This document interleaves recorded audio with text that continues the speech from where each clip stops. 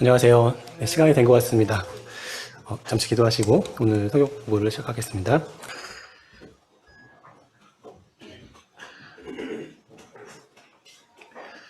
사랑에 충만하신 하나님 아버지 감사드립니다. 저희 성도님들 같이 또 모여서 고린도전서 마지막 장을 성경 공부하는 제자반 시간을 시작하려고 합니다. 사도 바울이 주는 성도들을 향한 권면과 그 사랑의 메시지를 또 연보에 대한 사항들을 잘 공부할 수 있도록 저희들과 함께 해주시기 원합니다. 오늘 준비하시는 말씀을 전하시는 분들의 입술을 함께 해주시기 원합니다. 예수님의 이름으로 기도드렸습니다. 오늘 고린도전서 16장 마지막 장을 드디어 하게 됐습니다.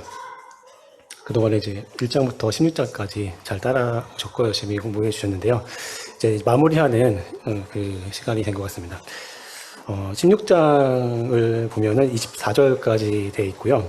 크게 이제 두 부분을 나눠보면은 11절까지가 성도를 위한 연보에 대해서 이야기가 나오고 있고, 12절에서 24절까지는 이제 마지막 권면과 끝 인사 내용을 담고 있습니다. 교회에 대한 바울의 결론적인 부탁이다, 이렇게 정리해 볼 수 있을 것 같은데요.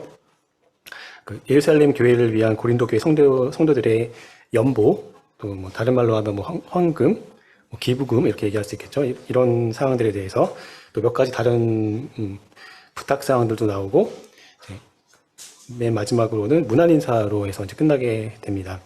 이 16장은 구체적인 그리스도인의 삶을 살기 위해서 필요한 사랑의 실천 부분도 나오고 있고, 또 우리들의 신앙적 자세가 어떠해야 하는가 하는 것에 대해서도 제시해주고 있습니다. 특히 16장 앞부분에는 예루살렘 교회를 위한 그 형제 사랑의 실천, 이것을 보여주고 있는데요. 바울은 헌금 모금을 통해서 고린도 교회 성도들이 이웃 사랑, 또 덕, 이런 것들을 실천할 수 있는 기회를 제공할 수 있음을 보여주고 있습니다. 또한 고린도 교회 성도들이 다양한 구성원, 우리가 그동안 살펴봤듯이 고린도 교회가 인종이 다르거나 출신지가 다른 이런 구성원들로 되어 있잖아요. 그렇다 하더라도 다른 교회를 돕기 위한 한 마음으로 일치될 수 있도록 하는 이 헌금 모금이 그런 역할을 했을 것이라고 이렇게 생각이 들고요. 이러한 모금을 통해서 우리가 서로 다르지만 주 안에서 모두 한 형제 자매다, 또 서로 돌보고 도울 책임이 있다라는 것을 깨달을 수 있도록 하는 그런 내용이 담겨져 있습니다. 그래서 그 큰 두 부분으로 나눠서 앞에 연보에 대한 부분, 또 뒤에 권면에 대한 부분을 살펴보도록 하겠습니다. 먼저 1절부터 11절까지 성도를 위한 연보에 대한 내용인데요. 먼저 1에서 4절을 보면은 예루살렘의 가난한 성도를 위한 기부금 모집, 이런 테마가 나옵니다. 1절에 보시면 성도를 위하는 연보에 관하여는 내가 갈라디아 교회들에게 명한 것 같이 너희도 그렇게 하라라고 말씀하고 있죠.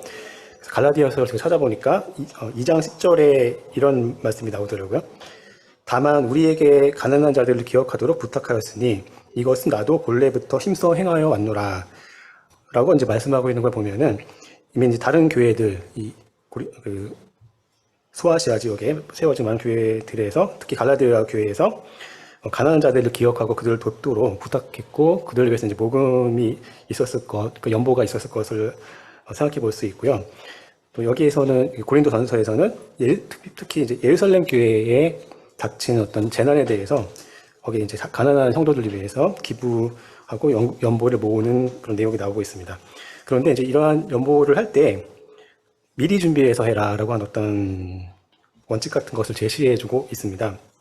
2절에 보시면 매주 첫날에 너희 각 사람이 수입에 따라 모아두어서 내가 갈 때에 연보를 하지 않게 하라라고 말씀하고 있거든요. 이제 바울은 매주일 첫날에 각 사람이 자기 생활을 통해서 경제적 수익을 얻은 것이 있다면 그것을 저축해 둘 것을 말하고 있습니다. 바울이 교회를 방문할 때 연보를 하지 않도록 해달라고 이렇게 주문을 한 것인데요.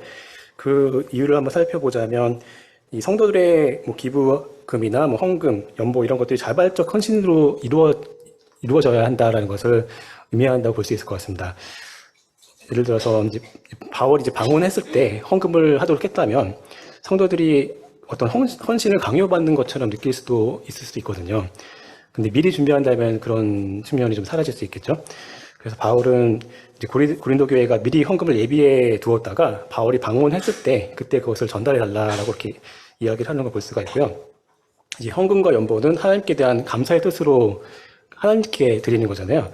그래서 이제 헌금 연보를 또 사용할 때도 이제 복음 사역, 국내외에 계시는 이제 복음을 전하기 위해서 힘쓰시는 분들, 또 우리 주변의 가난한 성도분들, 이러한 분들에게 사랑을 실천하는 목적으로 사용될 수 있기 때문에 우리가 하나님께 드린다는 그런 감사의 마음으로 미리 예비해서 드릴 것을 이야기하고 있습니다. 따라서 고린도 교회 성도들이 주일마다 이제 헌금을 드리는 것을 통해서 하나님과 교회 안에 형제 자매에 대한 사랑을 쌓아갈 수 있었을 것이고 또 우리 또한 그렇게 할 수 있다는 것을 이제 알 수가 있습니다. 그래서 이제 살펴볼 것은 미리 준비해야 된다라는 거고요. 그 내용은 고린도 후서 9장에도 나오고 있습니다. 9장 5절과 또 6절, 7절을 보면은 이제 그런 내용이 나오죠.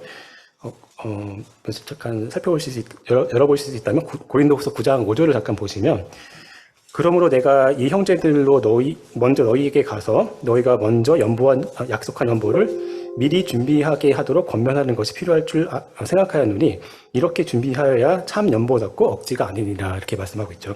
또 9장 7절에는 이런 말씀도 언급되어 있습니다. 각각 그 마음에 정한 대로 할 것이요 인색함으로나 억지로 하지 말지니 하나님은 즐겨내는 자를 사랑하시느니라 라고 이렇게 말씀해주고 있습니다. 그리고 또 3절 잠깐 넘어가시면, 내가 이를 때 너희가 인정한 사람에게 편지를 주어 너희의 은혜를 예루살렘으로 가지고 가게 하리니, 이렇게 말씀하고 있습니다. 그래서 바울은 이렇게 자발적으로 낸 헌금에 대해서 그것을 예루살렘으로 갈 때 가져가서 그들에게 전해줄 것에 대해서 미리 이야기를 했습니다. 그래서 그런 계획을 밝히고 있는데, 이것은 아까 말씀드린 것처럼 그 예루살렘 교회에 닥친 그 재난과 관련이 되어 있는데, 사도행전 11장에 그 관련 구절이 나오는 것을 볼 수가 있는데요. 사도행전 11장 28절, 29절에 보면은 이제 관련 내용이 나옵니다. 28절에 보시면은, 그 중에 아가보라 하는 한 사람이 일어나 성령으로 말하되 천하에 큰 흉년이 들리라 하더니 글라우디오 때에 그렇게 되니라. 29절, 제자들이 각각 그 힘대로 유대에 사는 형제들에게 부조를 보내기로 작정하고라는 내용이 나옵니다. 그래서 이제 그 예루살렘 교회에 기근이 들었다는 걸 알 수가 있고요. 그간 궁핍한 상태에 있는 예루살렘 교회를 돕기 위해서 이제 사도 바울은 이방에 위치하고 있는 교회들에게 헌금을 하게 했고, 그렇게 함으로써 예루살렘 교회를 도울 수 있도록 했다는 것을 이제 알 수가 있습니다. 그래서 이제 이렇게 모금된 그 헌금을 가지고 갈 건데, 만일 4절에 보시면 만일 나도 가는 것이 합당하면 그들이 나와 함께 가리라라고 이제 말씀하면서 그 헌금의 예루살렘 전달 계획을 이야기하고 있습니다. 이러한 예루살렘 교회를 위한 헌금은 단순히 어떤 가난한 성도를 돕는 그런 구제의 성격이겠죠. 물론 첫 번째 차원에서 보면. 그러한 성격뿐만 아니라 이스라엘 외부에 있던, 그러니까 외부 지역에 있던 지역 교회들이 있었잖아요. 그러한 교회, 그 외부 지역 교회와 또 예루살렘 교회, 이스라엘 안에 있는 예루살렘 교회 그 사이에 소통과 교감, 이런 것을 의미하는 행동이었을 거다, 이렇게 생각이 듭니다. 그 이유는 예루살렘 교회와 소아시아 지역 교회 사이에 이런 이제 교감과 소통이 있었고, 이러한 그 서로 간에 필요한 것들을 채우는 것, 이런 것을 보여주고 있다고 볼 수 있죠.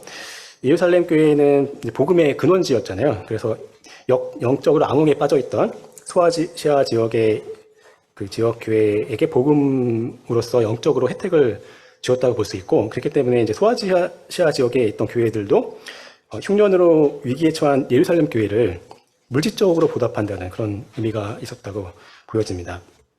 이제 성도들 사이에 서로에 대한 사랑을 물질의 전달로 이렇게 표현한 것이라고 보여지고요.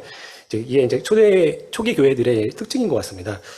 오순절 성령 강림 이후에도 예루살렘에 모인 교회에서 자신들의 소유를 팔아서 가난한 성도들에게 나눠줄 정도로 물질을 서로 이렇게 돕고 공유했던 그런 내용이 나오는 것을 기억하실 겁니다. 그래서 이 다른 성도들의 부족한 것을 보충하는 그 내용, 또 예루살렘의 그 큰 흉년을 돕기 위해서 바울을 통해서 전해주는 그런 내용들이 담겨 있습니다. 또 로마서 15장 25절에 보면 바울이 예루살렘에 가는 내용이 또 나오는데요. 거기 보시면 그러나 이제는 내가 성도를 섬기는 일로 예루살렘에 가노니라고 해서 예루살렘 방문하는 그 내용이 나오고 있습니다. 이렇게 이제 예루살렘 가기 위해서 바울이 계획한 것을 5절에서 9절에 나온 예고를 하고 있는데요. 바울이 어떤 여정을 통해서 갈 것인가 보시면 5절에 내가 마게도냐를 지날 터이니 마게도냐를 지난 후에 너에게 가서 혹 너희와 함께 머물며 겨울을 지낼 듯도 하니 이는 너희가 나를 내가 갈 곳으로 보내어 주게 함이라. 이제는 지나는 길에 너희 보기를 원하지 아니하노니 이는 만일 주께서 허락하시면 얼마 동안 너희와 함께 머물기를 바람이라. 라고 하면서 고린도 교회와 다시 만날 것을 이제 기약하고 있습니다. 바울은 고린도 교회에 대한 이러한 방문 계획을 밝히면서 주께서 만일 허락하시면이라는 표현을 쓰고 있죠. 허락하시면 그리고 함께 얼마 동안 머물기를 원한다 이렇게 말씀하고 있습니다. 바울이 이렇게 만일 주께서 허락하시면이라는 단서를 붙인 것을 주의 깊게 살펴볼 필요가 있다고 생각이 듭니다. 바울은 주의 뜻이 어떠한지 알지 못하였던 것 같죠? 이렇게 표현한 거 보면. 또 자신의 행보를 결정하시는 분이 오직 주님이심을 고백하고 있는 것을 알 수가 있습니다. 이러한 바울의 자세는 그리스도인의 신앙적 자세가 어떠해야 하는가 하는 것을 잘 보여주고 있고요. 모든 일을 하나님의 인도하심을 받고 하나님께 맡기는 것이 그리스도인의 믿음과 신앙의 자세임을 본문을 통해서 깨닫게 됩니다. 바울의 이러한 태도는 우리 모든 성도들이 본받아야 될 그런 자세라고 여겨지고요. 또 야고보서에서도 비슷한 구절을 기억하실 겁니다. 야고보서 저자도 사람이 자신의 일을 계획하고 이렇게 될 것이다, 저렇게 될 것이다 장담하는 것이 교만한 것이라고 밝히고 있죠. 야고보서 4장 15절 잠깐 찾아보시면 그 내용이 나옵니다. 야고보 또한 모든 계획에 대해서 주의 뜻이면 이란 단서를 붙일 것에 대해서 이제 말을 하고 있습니다. 또 고린도 후서에도 관련 구절이 있는데요. 고린도 후서 1장 16, 17절에 보시면 또 이런 내용이 나옵니다. 너희를 지나 마게도냐로 갔다가 다시 마게도냐에서 너희에게 가서 너희의 도움으로 유대로 가기를 계획하였으니 이렇게 계획할 때 어찌 경솔히 하였으리요. 혹 계획하기를 육체를 따라 계획하여 예 하면서 아니라 하는 일이 내게 있겠느냐라고 해서 바울이 얼마나 이렇게 신중하게 결정하고 또 주의 뜻에 따라서 가려고 했던가라는 것을 언급해주고 있습니다. 우리도 이러한 바울의 이제 모습을 우리의 신앙생활에 반영할 수 있도록 해야 하겠습니다. 그리고 이제 8, 9절에 보시면 또 우리가 잘 아는 그 내용이 나오는데 내가 오순절까지 에베소에 머물려 함은 되게 광대하고 유효한 문이 열렸으나 대적하는 자가 많음이라 라고 해서 여기에 이제 광대하고 유효한 문이라고 하는 그 표현이 나오고 있습니다. 바울 당시에 이제 에베소에서 그리스도를 섬길 수 있는 황금 같은 기회가 열렸지 않았을까 이제 이렇게 이 표현을 통해서 알 수가 있고요. 이제 바울이 이제 그것을 깨달은 거죠. 에베소를 통해서 복음이 크게 전파될 것을 이제 직감했었을 것 같은데 9절에 보면은 그럼에도 불구하고 또 대적하는 자가 있다라고 말을 하고 있죠. 그래서 바울의 복음 전도 사역을 방해하는 그런 사탄의 무리들이 계속 공작을 해왔다는 걸 알 수가 있고요. 그럼에도 불구하고 바울은 그러한 방해를 뚫고 열려진 광대하고 유효한 그 문을 바라보면서 주님과 함께 그 문으로 들어간 것을 우리가 생각해 볼 수가 있겠습니다. 그리고 이제 10절에서 12절까지 디모데에 대한 이야기, 또 아볼로에 대한 이야기가 나오는데요. 바울이 디모데를 특별히 더 이렇게 추천하는 그런 내용이 나오거든요. 여기는 이제 읽지는 않겠는데, 이제 보시면 이 복음 전도자였던 이 디모데에 대해서 고린도 교회가 이 디모데가 왔을 때 잘 받아들여 줄 것에 대해서 잘 대접해 줄 것에 대해서 부탁을 하는 내용이 나옵니다. 바울이 이제 고린도 교회에 디모데를 보내는 그런 내용인데요. 디모데를 보내면서 디모데가 고린도 교회에 이르면 그를 멸시하지 말아달라, 또 평안하게 다시 되돌려 보내달라, 이렇게 교회에 부탁을 하고 있습니다. 그 이유를 이제 살펴보면 디모데가 좀 나이가 어린 편이었죠. 그래서 어린 나이인 디모데가 고린도 교회에 방문했을 때 고린도 교회 성도들이 그의 외모만 볼 가능성이 높을 수도 있을 것 같습니다. 외모만 보면 어리니까 이제 얕볼 수도 있고 아니면 하찮게 여기면서 대할 수 있었겠죠. 그래서 이제 바울은 이에 대해서 경계를 한 것으로 보이고요. 그런데 우리가 이제 겉모습만 보면 안 되겠죠. 누가복음 10장 16절에 보시면은 이제 이런 참고 구절을 볼 수가 있는데요. 너희 말을 듣는 자는 곧 내 말을 듣는 것이 아니요 너희를 저버리는 자는 곧 나를 저버리는 것이요 나를 저버리는 자는 나 보내신 이를 저버리는 것이라 하시니라 라는 말씀이 있습니다. 그래서 이 하나님의 말씀을 들고 이제 간 복음 전도자였던 디모데에 대해서 외모만 보고 이제 판단해서는 안 될 것에 대해서 그것이 자칫 그 보내신 자를 저버리는 것이 될 수 있다라고 경고가 있습니다. 디모데는 바울을 대신해서 간 거잖아요. 더구나 이제 고린도교에 방문하면서 바울을 대신해서 간 건데 만약에 디모데가 멸시를 당한다. 그것은 바로 바울이 멸시당하는 것이 될 수가 있고요. 또 바울이 멸시당한다는 것은 그를 보내신 주님이 멸시당하는 것이 될 수가 있었겠죠. 그래서 바울은 이제 이런 것을 방지하기 위해서 10절에 디모데도 자신과 같이 주의 일을 힘쓴 자다라고 이제 밝히고 있습니다. 10절에 보시면 디모데가 이르거든 너희는 조심하여 그로 두려움이 없이 너희 가운데 있게 하라. 이는 그도 나와 같이 주의 일을 힘쓴 자임이라 라고 이렇게 언급을 해줌으로써 이 편지를 통해서 고린도계 성도들이 자칫 디모데를 잘못 대함으로 인해서 그 주의를 잘못 대하게 되는 그런 과오를 범하지 않도록 그렇게 주의를 주고 있습니다. 성도들이 주의 일을 힘쓰기 위해서 힘쓰는 사람에 대해서 호의를 보이고 선의와 친절함을 대접하는 것은 주님의 일과 사역에 동참하는 일이 될 수가 있을 것입니다. 이것은 하나님께서 기뻐하시는 일을 감당하는 일이 되고 다른 말로 표현하면 좋은 표현인지 모르겠지만 하늘 계좌에 즉시 입금하여 보물 쌓는 일이 될 수도 있지 않나, 이건 제 생각인데요. 이제 그런 생각을 해보게 됩니다. 다음 부분이 12절에서 24절 권면과 끝인사 부분이 되겠는데요. 제가 너무 많은 말을 전달하다 보니까 시간이 많이 가서요. 좀 간략하게 뒷부분 하겠습니다.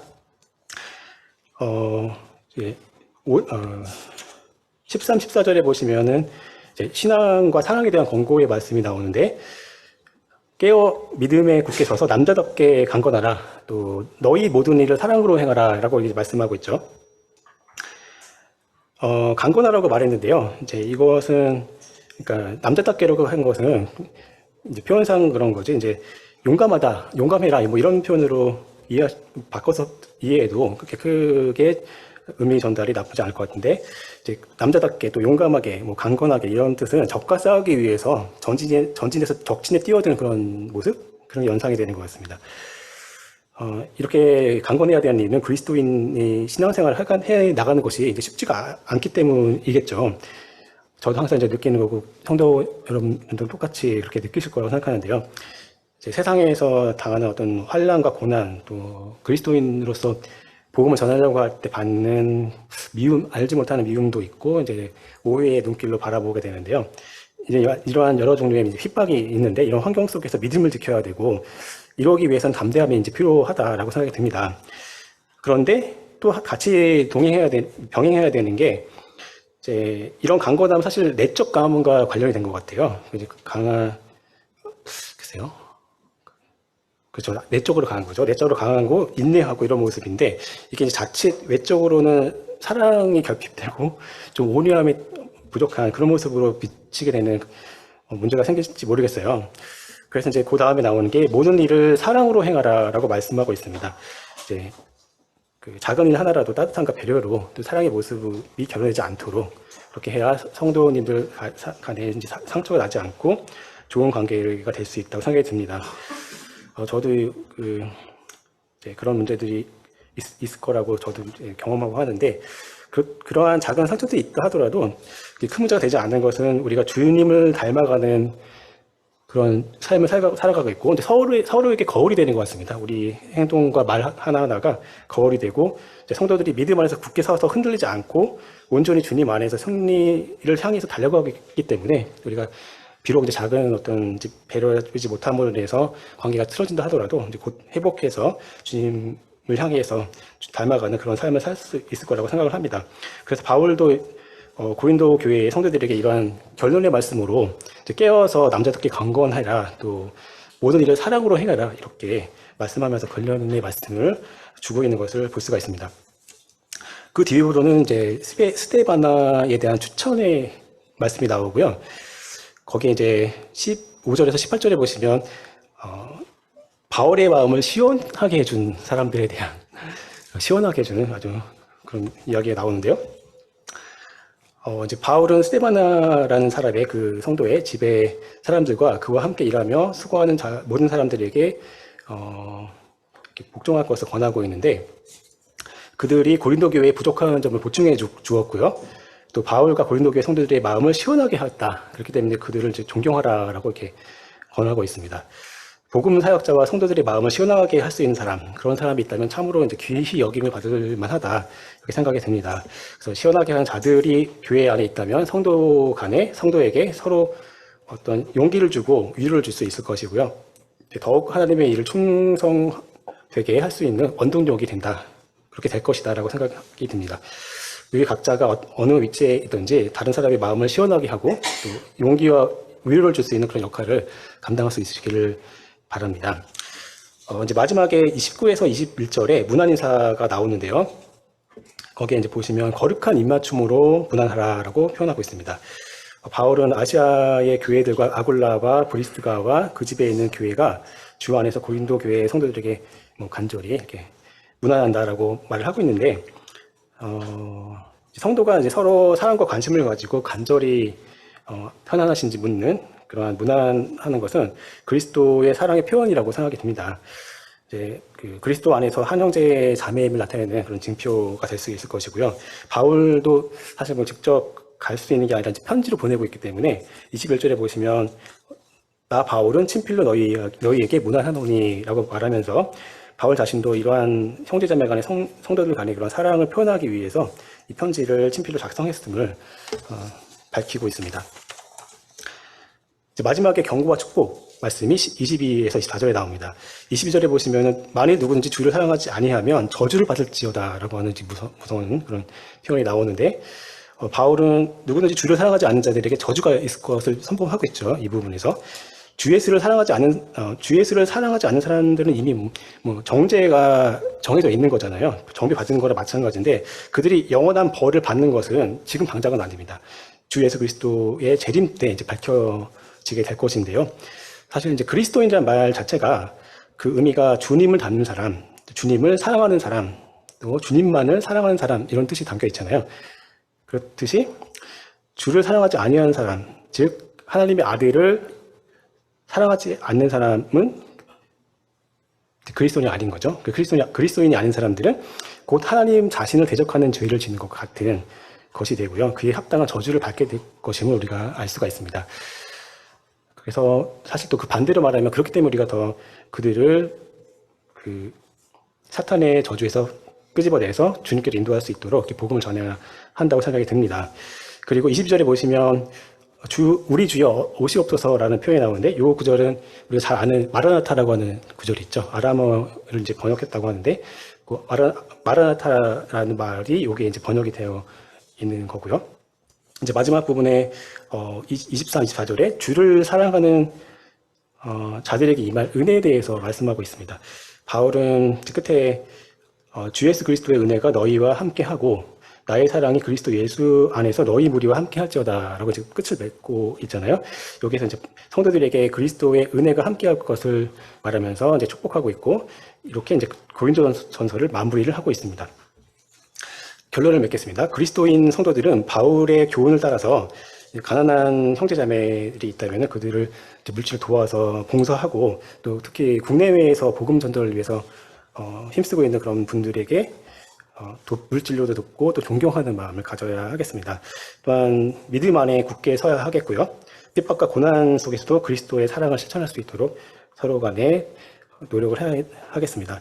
이를 통해서 하나님을 기쁘시게 하고 형제 자매에게 본이 되고 또한 용기와 위로를 주는 그런 역할을 감당할 수 있기를 저를 포함해서 성도 여러분들이 그렇게 될 수 있기를 바라면서 저희 준비한 순서를 마치겠습니다. 이어서 문제풀이 해주시겠습니다.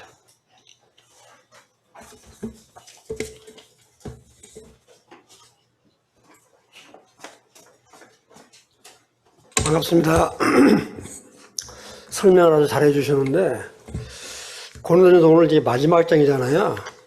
고린도전서가 다 해서 16장, 고린도후서가 13장, 29장으로 되어 있습니다.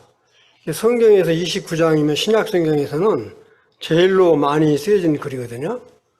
그래서 이 고린도전서를 잘 보시면 교회 생활을 어떻게 해야 될 것인가 하는 부분들을 사람마 이렇게 아실 수 있을 거라 이렇게 생각이 되어집니다. 그래서 정말 이 고린도전서를 전 성도들이 다 한번 똑같이 들었으면 좋았겠다 그런 생각을 해보게 됩니다. 근데 시간이 없으니까 말씀을 드리면 16장에는 그냥 바로 보면 성도들을 위한 연보에 대한 말씀이 바로 나오는데 사실 이 고린도전서 15장의 부활장이라고 그러잖아요. 그 부활을 끝내자마자 바로 이어서 이런 말씀을 하시는 거 보면 고린도후서 이렇게 전서 이 58절에 보면 내 사랑하는 형제들아 주의 일을 넘치게 하라 그렇게 하면서 너희 수고가 주 안에서 헛되지 않는 줄을 너희에게 아노라 그렇게 하면서 바로 이어서 연보에 대한 말씀이 나와요.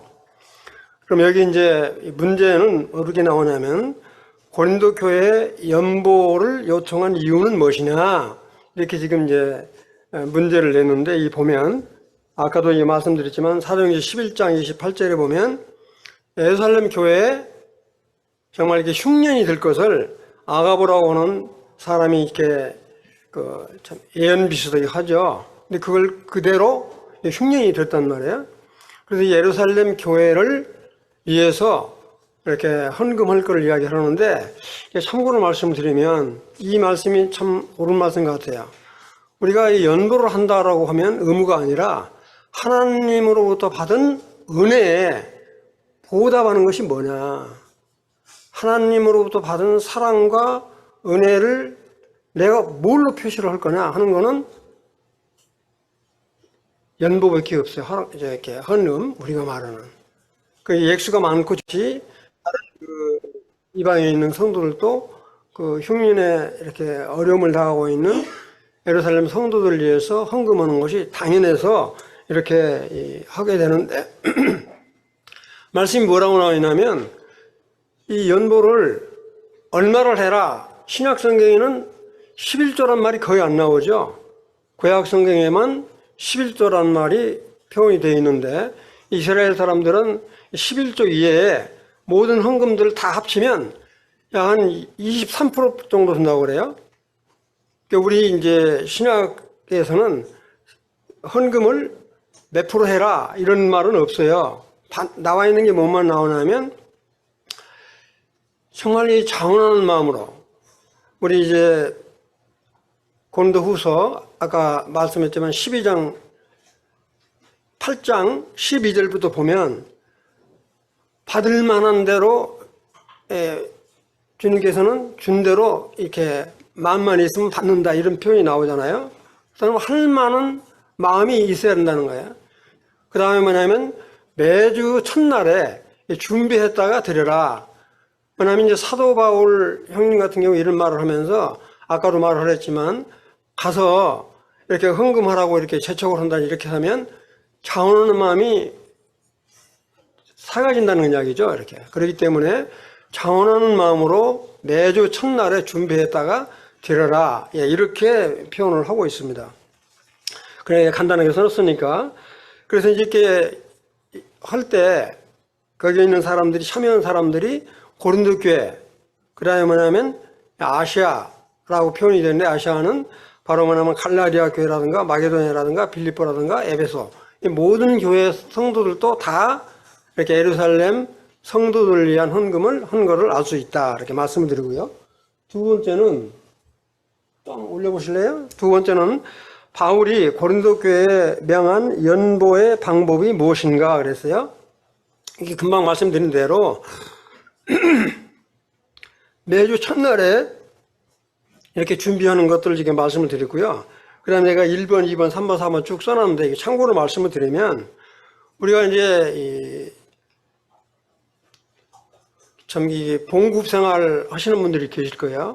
매월 한 달에 한 번씩 이렇게 월급을 받으면 그 월급의 일부를 떼서 하나님께 드리는 이와 같은 방법이 있을 거고요. 그 다음에 이제 두 번째는 뭐냐면, 사업을 하시는 분들이 계실 거예요. 장사를 하신다든지. 이렇게 하시는 분은 장사할 때마다 번 돈의 일부를 이렇게 떼어놨다가 이렇게 한 달에 한 번 드리든 매주마다 드리든 그건 뭐 자유죠.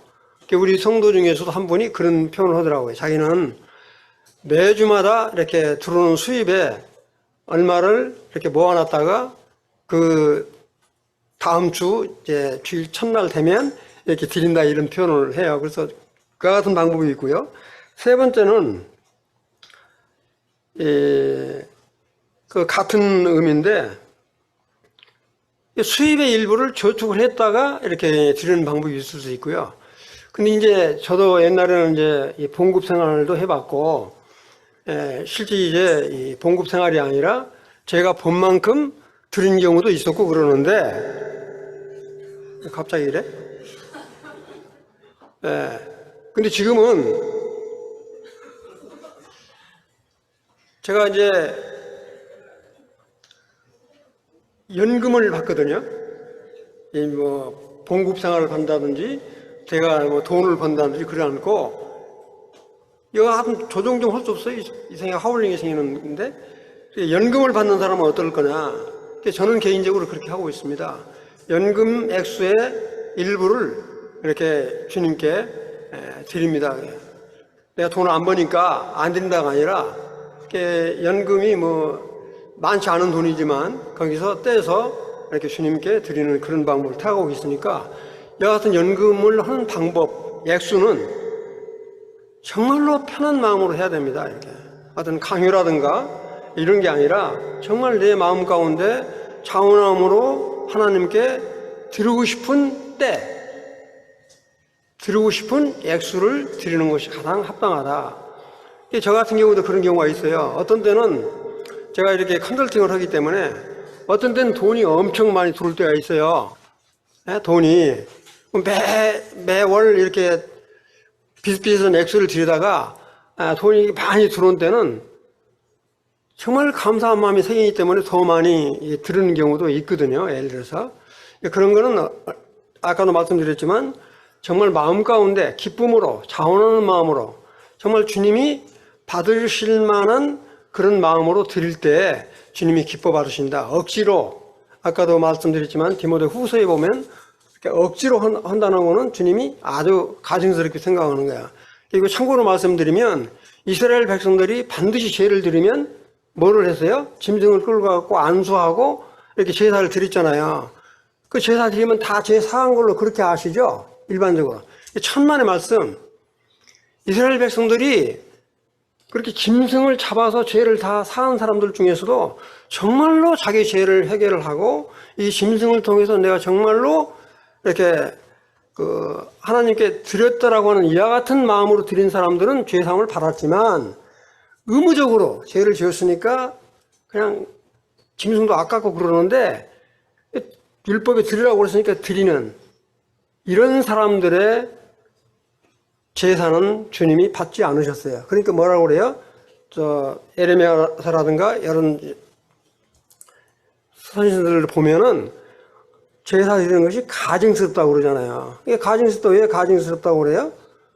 마음에 없는 걸 억지로 율법적으로 드리니까 그런 제사는 안 받는다는 이야기거든요. 그러니까 헌물도 마찬가지다 이렇게 생각을 하시고요.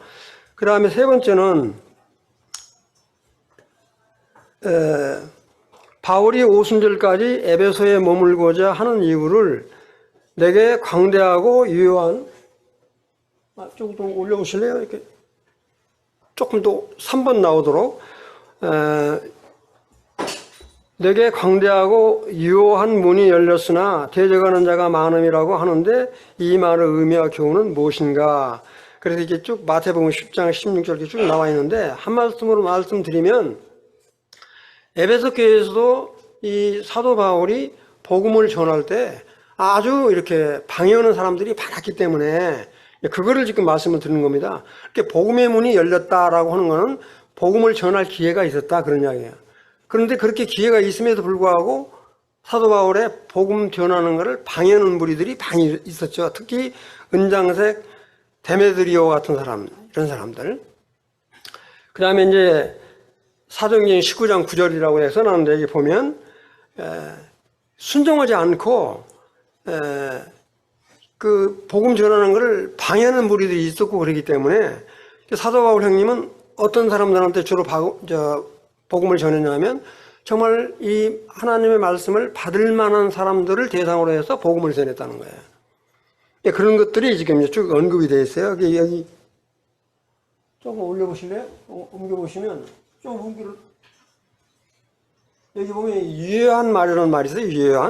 유효한이라는 말은 크게 효력이 있는, 또 활동적인, 효과적인, 여기 보면 이제 문이라는 말은 아까도 말씀드렸지만 이렇게 기회를 의미한다. 복음을 전할 기회가 있었다. 전도의 문이다. 믿음의 문이다. 이런 말은 여하튼 기회가 얻어졌었다. 그런 뜻입니다. 그 다음에 네 번째는 뭐라고 나오냐면 균형 있는 신앙생활이란 무엇인가. 아까 우리 이제 박준영님이 말씀하신 이렇게 균형 있는 생활이라고 하는 것은 정말로 담대하다. 남자답게라는 표현을 나오잖아요. 담대하다, 남자답게다. 또 모든 일을 사랑으로 해라. 사랑으로 해라. 근데 이건 이제 아가페 사랑이냐, 뭐 필레오 사랑이냐, 이따 또 다음에 나오는데, 이런 표현 나오는데, 아가페 사랑이 됐든, 필레오 사랑이 됐든, 정말로 이렇게 헌신적인 마음으로, 감사한 마음으로, 이런 마음으로 이렇게 신앙생활을 해야 된다. 그런 의미가 포함되어 있습니다. 이제 별표에 보면 뭐라고 나오냐면,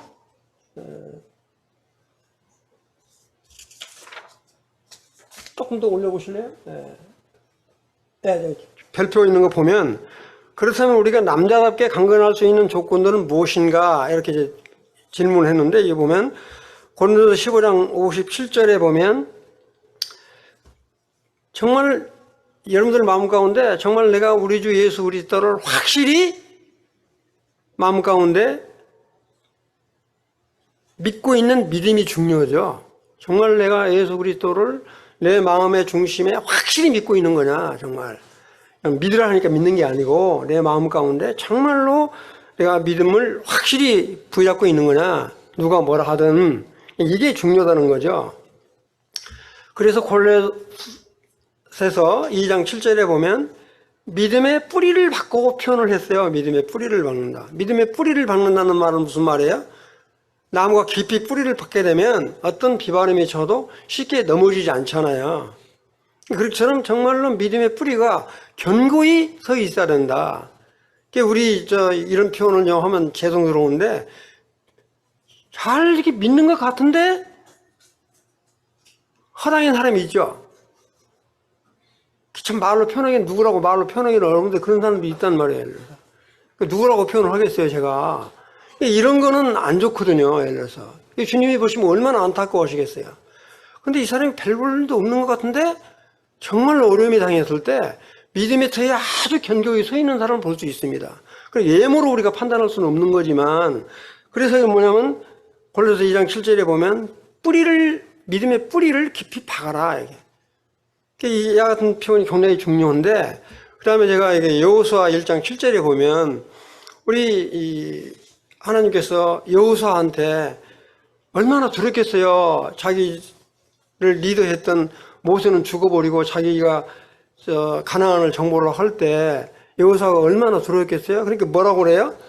1장 다 읽지는 않겠는데 7절에 보면 오직 강하고 담대하여 나의 종 모세가 내게 명령한 그 율법을 다 지켜 행하고, 그러니 뭐라고 그랬어요?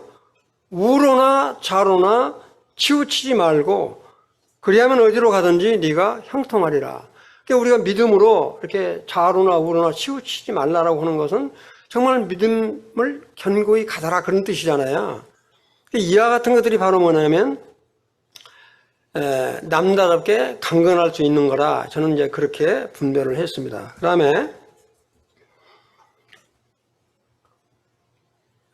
5번 보면 16, 20절에서 당신에게 교훈이 되는 말씀과 이유를 적어보세요. 여기 16장을 아까 우리 이제 박준혜님이 쭉 설명을 했는데 13절부터요. 근데 16장 13절부터 마지막 24절까지는 바울의 마지막 이제 권면 이렇게 고린도 교회 성도들한테 권면을 하는 거예요. 그 다음에 권면을 함과 동시에 정말로 인사성이 바른 것 같아요. 그 전에도 한번 말씀드렸는데 정말로 인사 잘하셔야 돼요. 인사. 정말 우리 성도 보면 나이가 많든 적건 보면 반갑게 인사하세요. 얼굴 보고 말당말당 쳐다보고 있으면 정말 그것처럼 안타까울 때가 없어요. 그건 이 돈 안 주고 인심 얻는 거예요. 그래서. 근데 사도 바울 형님이 그러고 있어요. 본인이 그렇게 돼 있다고 해요. 인사를 하는데 기가 막히게 해요. 인사를. 문안 인사라고 돼 있잖아요. 그게 이 성도들한테 정말로 그 한 사람 한 사람을 다 소개를 하면서 정말 이 디모데 같은 사람은 말이야 이렇게 고린도 교회에 갔을 때 정말로 디모데의 연약한 디모데를 잘 좀 나를 대하듯 잘 좀 섬겨라. 날 부탁한다. 이 얼마나 좋은 본이 되는 말이에요. 예, 그런 것들이 쭉 언급이 되어 있는데 예, 좀 말씀을 드리겠습니다. 벌써 시간이 또 이렇게 됐네. 자, 이게 빨리 할게요. 16절에 보면 성도는 아름답고 거룩한 일을 하는 사람, 특히 여기 이름을 써놨는데 스데바나나 부도나도나 아가이고 이 사람들은 굉장히 선한 사람들, 이런 사람들을 에베소 교회에서 에베소에 있는 자기한테 보내줘서 이 사람들이 와서 고린도 교회에 소식을 전해주고 또 내 말을 듣고 해서 내가 큰 위로를 받았다. 그래서 뭐라고 나와요? 나중에 보면 아주 시원했다는 표현을 쓰죠. 그런 표현을 쓰고 있어요. 그 다음에 이제 17절을 보면 동료들, 그런데 동료들은 지금 말씀드린 대로 스데바나나 부도나도나든지 아가이고 이런 사람들을, 이런 사람들의 부족한 부분들을 채워주는 거예요. 이렇게 서로 피차 서로. 연보도 마찬가지잖아요. 이거 균등케 한다는 말이 있죠. 균등케. 균등케 한다는 말은 이렇게 많은 사람과 적은 사람이 서로 이렇게 많은 사람은 많은 걸 내고 적은 사람은 못 낼 수도 있잖아요. 그런 것들이 서로 합쳐서 균등케 하는 거기 때문에 지금 말을 하고 있는 거예요. 18절에 보면 동료들이 바울의 마음과 고린도 교회 성도들이 오해되는 마음을 풀어 시원케 해줬다. 그러니까 참 고린도 후서를 쓴 목적이 뭐냐면 고린도전서를 쓰고 고린도전서 지금 16절에 보면 내가 마게도냐를 거쳐서 고린도 교회에 가겠다라고 이야기를 했죠. 근데 이 고린도 교회를 안 오는 거예요. 이게 누구야? 사도 바울이. 그러니까 사도 바울이 저렇게 사도라고 그러면서 온다고 해놓고 안 온다고 그래가지고 이런 사람이 어떻게 사역자냐, 어떻게 사도냐, 그런 오해를 일으켰기 때문에 바로 그런 오해를 줄이기 위해서 쓴 게 고린도 후서예요. 여기 간다고 그랬잖아요. 마게도냐를 거쳐갖고 내가 고린도 교회 가겠다. 가겠다고 그랬으면 와야 할 텐데 정말 다른 어려운 여건들이 많아 있어서 부득이해서 못 간 거거든요. 못 갔는데 그것 때문에 고린도 교회 성도들이 어떻게 온다고 그러놓고 안 오냐, 그렇게 한다는 이야기예요. 그 다음에 이제 19절에 보면 아시아는 아까도 말씀드렸지만 에베소라든가 골레서라든가 라우디아 교회라든가 이런 계통에 있는 사람들을 전부 말하는 거예요. 성도들과 아굴라와 브리스길라 부부가 고린도 교회 성도들에게 간절히 이렇게 인사를 드리는 것들을 지금 표현을 하고 있습니다. 이렇게. 그러니까 사도 바울을 자기하고 함께 동역을 했고 도왔던 사람들의 인사를 고린도 교회 성도들한테 다 소개를 하고 있는 거야. 이렇게. 그게 얼마나 참 귀하고 아름다워요. 이렇게 이런 부분들. 그 다음에 5번 20절 아시아 지역에 있는 모든 성도들이 고린도 교회 성도들에게 진심으로 안문을 전한다고 말하면서 고린도 교회 성도들도 서로 순전한 사랑으로 이렇게 인사를 해라. 그러니까 내가 지금 나하고 관계했던 사람들 고린도 교회 성도들한테 이렇게 지금 다 소개를 시키는 것처럼 고린도 교회 성도 니들도 만찬한다고 그래가지고 오면 니들만 먹지 말고 정말로 어려운 성도들을 위해서 서로 이렇게 인사를 잘해라. 억지로 하지 말고 사랑으로 입맞춤으로 그전에는 그랬던 것 같아요. 입맞춤으로 포옹을 하고 이렇게 인사를 했던 것 같은데 지금 그러다는 큰일 납니다. 지금 반갑다고 그래서 우리 자매하고 예를 들어서 끌어안아서 뽀뽀를 한다 이러면 안 되고 그건 하나의 문화 배경이니까 우리가 자매라도 반갑게 인사할 수 있잖아요. 꼭 여기 뽀뽀하라고 그랬나 해서 뽀뽀를 안 트래도 예를 들어서 무슨 말이냐면 정말로 그렇게 성도들 간에 피차 서로 인사를 해라 하는 이야기예요. 인사. 근데 왜 우리 교회도 그렇게 인사를 잘 안 하는지 모르겠어. 그런 말을 내가 듣거든요. 안 들으면 몰라도 야 이거 또 꼰대 같은 소리 한다고 그러지 마시고 정말로 인사 잘하세요. 그래야 여러분들이 복 받는 길이야. 야, 그 다음에 시간 다 됐으니까 그 다음에 이제 요 17절에 보면 스데바나와 브나도와 아기고에 온 것을 기뻐하노니 그들이 너희의 부족한 것을 채웠음이라. 이게 제가 설명 드렸으니까 이건 마칠게요. 그 다음에 22절을 보면 만일 누구든지 주를 사랑하지 않으면 저주를 받을지어다. 우리 주여 오시옵소서에서 주를 사랑하지 아니하옵거든 사랑은 하나님의 사랑을 나타내는 아가페의 사랑이 아가페 무조건적이며 헌신적인 사랑이 아닌 필레오 사랑을 사용하였는데 그 이유는 무엇이냐? 길게 간단히 말씀드리면 지금 뭐라고 하냐면 아가페적인 사랑하는 게 제일 좋죠. 정말로 헌신적인 이렇게 우리가 이렇게 사람 구별하지 않고 모든 사람들을 다 불특정 다수인을 헌신적으로 사랑한다는 건 얼마나 좋겠어요. 그런 사랑을 요구하는 게 아니라 네 형제를 사랑하는 만큼이라도 주님을 사랑해라 그런 이야기예요. 무슨 말인지 이해되시죠?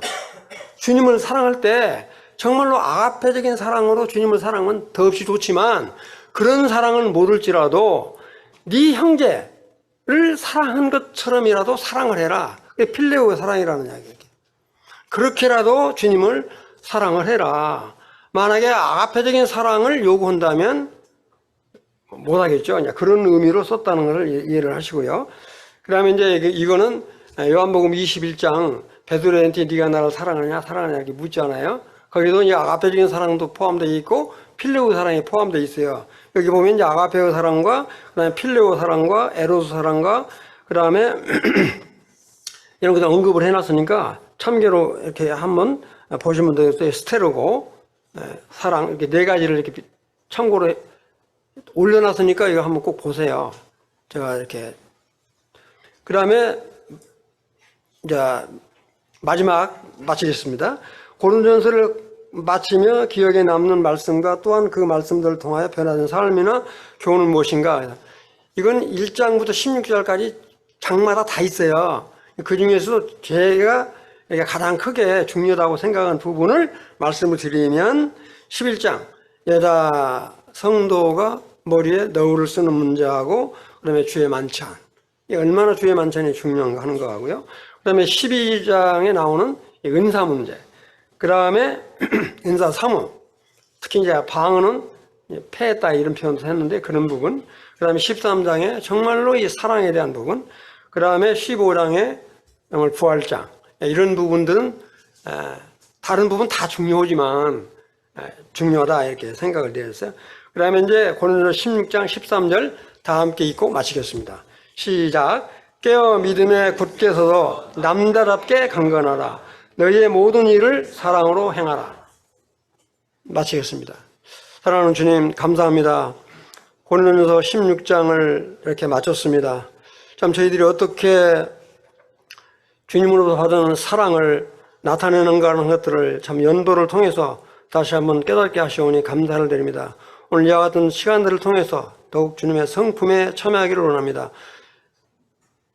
이후에 있을 예배 가운데도 함께 하시옵소서. 감사를 들을 때 존귀하신 주 예수 그리스도의 이름으로 기도하옵나이다. 아멘.